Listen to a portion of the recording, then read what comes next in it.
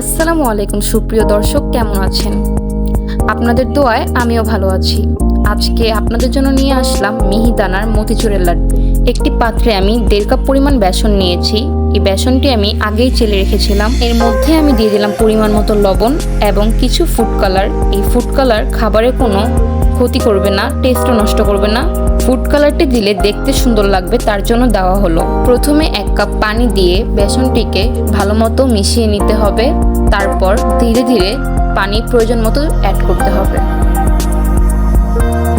এখন এই মিশ্রণটিকে ভালো মতো মিশিয়ে একটি স্মুথ ব্যাটার তৈরি করতে হবে।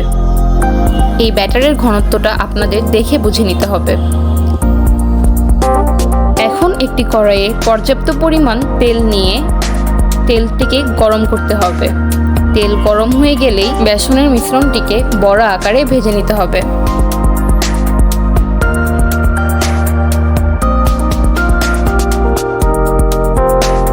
চুলার জাল মিডিয়ামে রেখে আমি এভাবে সম্পূর্ণ বড়াগুলোকে ভেজে নিব। এই বড়াগুলোকে ঠান্ডা করে সুন্দর করে টুকরো করে নিব, যেন ব্লেন্ড করতে সুবিধা হয়।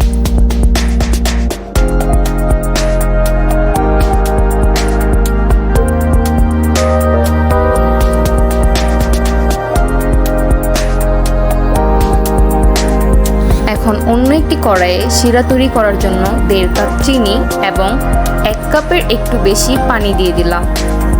শিরাটা ফুটে উঠলেই এর মধ্যে মিহি করা বেসনের দানাগুলো দিয়ে দিব এবং নাড়তে থাকবো।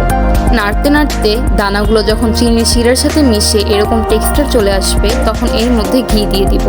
ঘি দিয়ে আরেকটু ভালো করে নেড়ে নিব। হালকা গরম থাকাকালীনই সেটিকে আমি একটি পাত্রে নামিয়ে নিব। এখন গরম থাকা অবস্থাতেই আমি এটিকে লাড্ডুর আকারে তৈরি করে নিব। হাতে যেন লেগে না যায়, তার জন্য হাতে ঘি মেখে তারপর এটিকে লাড্ডুর আকার দিব। এরপরই তৈরি হয়ে গেল খুবই সহজে মিহিদানার মতিচুরের লাড্ডু। এটি করতে সহজ, দেখতে সুন্দর এবং খেতে খুবই সুস্বাদু।